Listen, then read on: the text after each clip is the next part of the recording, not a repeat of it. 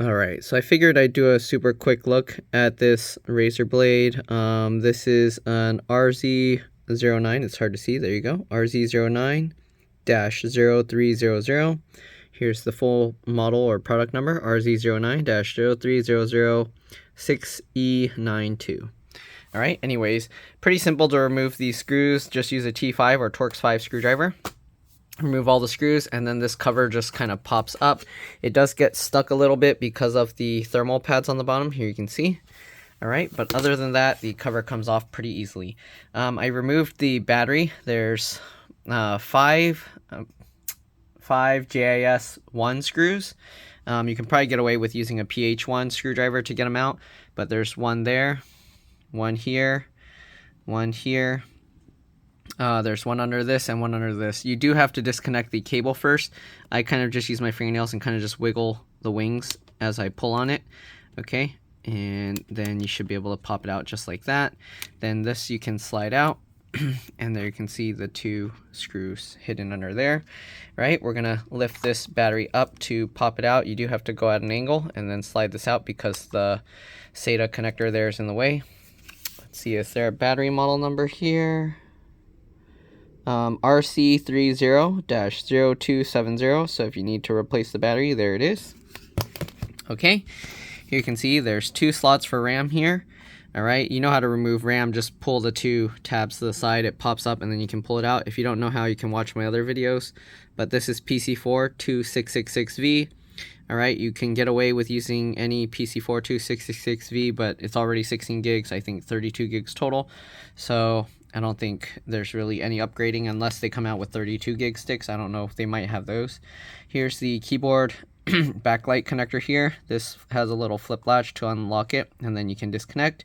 This cable connects the entire keyboard, backlight, and everything connectors together. This keyboard has two separate connectors here. So this one's one going to the keyboard, and then this one's going to the other side of the keyboard. All right. You got the SATA 2.5-inch SATA hard drive slot or connector here, and it looks like it connects here. These two brackets, you need two screws to mount it, and then two screws to mount it to the other side of the hard drive or SSD. Excuse me. And then you got this connector here.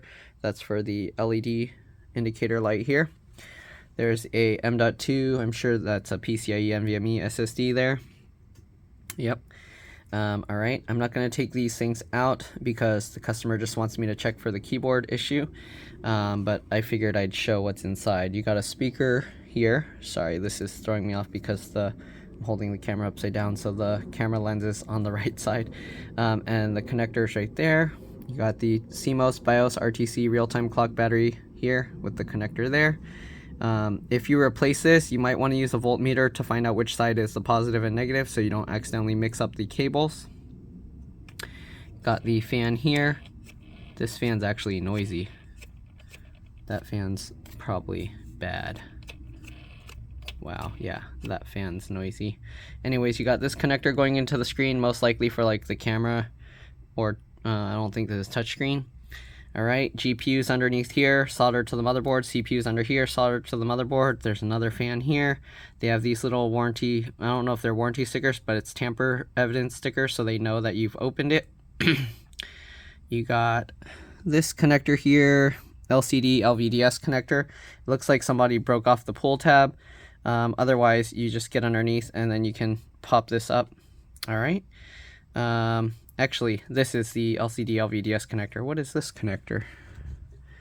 Oh, sorry. This is the DC jack charge port connector here. And that one, it unplugs by grabbing the wings and kind of wiggling and pulling back. All right. What else? We got another speaker here. We got the wireless card there. If you need that, there's the model. 9560 NGW. Okay. All right. The wireless antennas you remove by pulling the antenna straight up. And I think that's pretty much all there is in here to talk about, at least that I'm going to talk about. Anyways, hopefully this video helped you guys out. If it did, make sure to like, subscribe, share my channel with others so that they can learn how to upgrade or repair their devices as well.